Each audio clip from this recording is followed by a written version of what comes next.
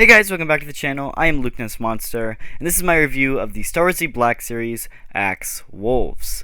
This figure is a part of the Mandalorian line, and it's also a part of Star Wars Black Series Wave 34, which isn't supposed to be out until 2023. Now, I do actually have all the figures in this wave, and I will be releasing reviews. I already have a review up for Maul and for Ayla Secura, but make sure to hit that sub button so you don't miss out on the rest of the reviews. And if you do want to check out the ones I already do have up, they'll be pinned in the card right now, linked in the description, or you can just go check them out on my channel. And if you are new to the channel, we are actually doing a giveaway at 8,500 subscribers. We'll be giving away a clone Captain Rex. You do have to be subscribed to the channel, so make sure you go down, hit that like button, and subscribe. Then once we hit 8,500 subs, I will release a giveaway video. All you have to do is comment on that giveaway video to enter. And we are actually less than 1,000 subs away, so make sure to hit that sub button. It really helps out a lot, and I do really appreciate it. Anyway, looking at this figure, Axe Wolves is from Season 2 of The Mandalorian, and so because of that, he is in the Mandalorian packaging. He does have that kind of burnt orange color for the box, which is pretty cool. We didn't see a ton of him in the show, but this figure does look incredible. So here's the side of the box art if you do want to look at that. I think it came out amazing. I do really love it. We even do have the Razor Crest in the top of the art here, but it just looks awesome. Flipping around to the back, it is number 25 in the Mandalorian line. A lot of figures in the Mandalorian line, but you can pause and read the bio if you would like. Another great image of Axe Wolves there, looking really nice. And yeah, not a whole lot more going on with the box. So let's go ahead, get him out of the box, and see what he looks like. So we do have Axe Wolves out of the box here, and he is looking really good. Biggest problem is the helmet. The helmet is super warped from the packaging, and it just looks really bad. I'm sorry to say it, but it's squished together, and it's malformed, and it does not look like his helmet, which is a real shame. There are ways to fix that. The best way is to heat it up with a blow dryer and then dip it in some cold water. It should just reform back to what it originally was, but it's just a lot of hassle for a figure to like right out of the box, you know. It just kind of sucks, and I don't think you should have to do that, but unfortunately that is kind of what we've come to. I won't be doing that in this video. I'll probably be doing that in a whole separate video if you want a full tutorial on how to do it. But this is a review, and so I'm reviewing this how it is straight out of the box, and that will be one factor that I consider in the review. Anyway, taking a closer look at this figure, though, I do love the paint apps, and just the design of the armor. I love like the black chest, shoulder, and thigh plates, and then the blue knees, gauntlets, helmets, and then jetpack. I just love the color contrast there. It looks really good, and I love his design for the armor. And I think it turned out great in figure form too. He even got a custom black paint job on his pistol, and I love how that one looks. The pistol is just reused from the Bo-Katan pistol, so it's not anything new, but it does have new paint apps, which is nice. The pistol can go in to the holster if you would like, so I'll go ahead and show you guys that right now. Kinda hard to do sometimes with one hand, but can go ahead, fit in there. And then the little strap can come down and latch. I'm not gonna do that right now because it is a little hard to do on camera, but yeah, he does look great. Removing the helmet here, they nailed the face on this guy. Axe looks so much like he did in the show, and to be honest, for a character you barely gets any screen time, they went really hard on how good the face looks. Like, he doesn't have any right looking this good, and I absolutely love it, because they didn't have to put that much detail in it, because he was a background character, and they still managed to put all the detail and sculpting into the face. I love how it turned out. I even love the little scratches and scuffs on the armor. It looks good. Jetpack is a normal jetpack, but it does have the holes for the rocket boosters. So if you do have the Boba Fett rocket boosters, it can go ahead and fit into the jetpack here, and you can have him rocket boosting. Well, it does fit in. Sometimes it's a little harder to push in, but yeah, there we go. Anyway, taking a look at articulation, he does have a ball joint at the top of the neck and at the bottom of the neck here, so a ton of range of motion for articulation. His arm can go all the way out, and it can spin all the way around, but one problem is that this little shoulder piece does get in the way. This is on an O-ring, so if you do want, this jetpack's going to fall off if I keep pushing it, so if you do want to spin the arm all the way around, you kind of got to do it with like the shoulder pad. It can go all the way around, but it might be a little hard to do. I'm not going to do it right now. It might take some technique, and I really don't want to break this brand new figure, so I'm going to leave it how it is, but it is possible to do.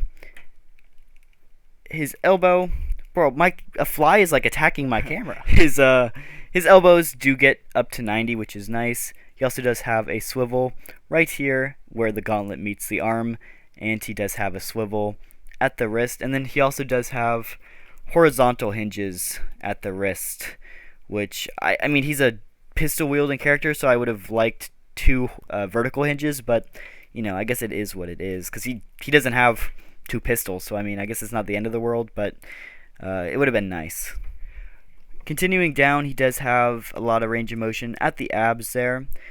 This belt is a brand new piece, which is really, really nice. He can kick up, gets a lot of range of motion kicking up. And then his knee also does get down to 90 degrees, which is great. He does have a hinge at the knee, kind of hard to get. And then he also does have a rocker. So yeah, pretty cool figure overall, great articulation, and he's looking pretty solid. So I know one big question is how much reuse of this figure is actually from the Death Watch Mandalorian, and I'm not going to lie, a lot of this figure is reused. Pretty much most of this torso is reused. Only thing that is different on the torso is this belt overlay. On this one, it's different than this one, which is nice, so I'm glad they gave him a new belt with a different holster and everything. So that is nice. Legs are exactly the same. Same molds all the way around for the legs. Jetpacks are the same. Different paint, but actually it looks like they have the same paint but different color mold. So this one is like a darker blue. This one's a more vibrant blue. Yeah, this chest overlay is also the exact same mold. So they do borrow a lot from each other. And I know, I actually originally thought that the helmets were the same, but looking at the Death Watch Mandalorian here, this guy does not have a head sculpt underneath the helmet. This is one solid piece, and that means that he did get a brand new helmet sculpt, which is pretty cool. They didn't really have to do that, but I'm glad that they did. But yeah, they are very two similar figures. And to be honest, I'm not upset about any of the reuse at all, because this is exactly what he looks like in the show. And I know some people are going to be like, well, they should have made a new mold. Well, they didn't have to make a new mold, because this is exactly what he looks like in the show. So yeah, I excuse the reuse because it's perfect and it's exactly what he looks like in the show. Like, literally down to the most minute detail, it is exactly the same, and the reuse makes sense. Anyway, first up for comparisons, we do have the two figures most people are going to want to see him next to, and that is, of course, Bo-Katan and Casca Reeves. I absolutely love this trio together. They look awesome. The blues are actually very, very similar between Axe and Casca. Bo-Katan's is a little bit lighter blue, but to be honest, all three of them still look amazing together, and I'm really glad Hasbro decided to make all three of these figures, because, like I said, they really do look great together.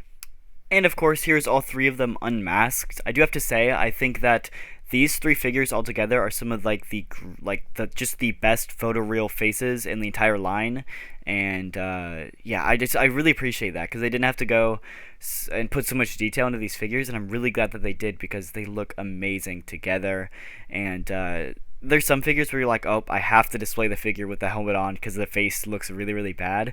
But these figures are so good with the helmet on or the helmet off that either way, no matter how you choose to display it, it's going to look good, which I really, really love. Next up for comparisons, of course, this is a Mando Season 2 figure, so we do have Mando with the Darksaber on the right, and then we do have Baby Yoda from I believe this is like the brand new Season 2 Baby Yoda. Also a part of Black Series Wave 35 on the left. So, yeah, this is also looking really, really good. Continuing to look at the Mando Season 2 figures, we do have, of course, Fennec Shand on the left and Boba Fett on the right. Now, both of these are technically Book of Boba Fett characters, but they did both show up in the Mandalorian Season 2 with these outfits, so I did include them in the comparison, and honestly, they look great together. I'm not really sure if these characters ever met in the show, but I do know that Bo-Katan and Casca Reeves did meet them, so I figured I might as well throw him in with it. And yeah, last up for comparisons here, we do have Moff Gideon on the left, the Armorer on the right, and then the Credit Collection Cara Dune on the far right. Unfortunately, I don't have the normal Cara Dune, but the credit collection one will get the job done just nicely. So, unfortunately, we did not see the armor in Season 2, but hopefully we will in Season 3 with Axe Wolves. So, fingers crossed, but yeah, these are the last figures for the comparison. So yeah, overall, this figure definitely really impressed me. I wasn't planning on picking this one up originally, but I think I'm really glad that I did because it goes great with the other two Night Owl Mandalorians, and I just absolutely love how he came out. I love the color combinations with the armor, articulation's great, face sculpt and the photoreal is incredible. They really didn't have to do that good on it, and they did. Biggest problem with me is just the fact that they squashed the helmet in the packaging. You shouldn't have to grab a blow dryer and blow dry your helmet to get it to fit right. Right out of the box. And so I'm going to take a full point off of the figure just because of that. Hasbro needs to find some better way to package the helmets if they're going to do that. So yeah, I'm going to have to take away a point. Other than that, I absolutely love this figure. Paint apps are great. Everything is great. So, yeah, that's going to do it for the video. If you enjoyed, the like button and subscribe. And make sure to go check out the other reviews on the channel. Anyway, that's going to do it. I'll see you guys in the next video.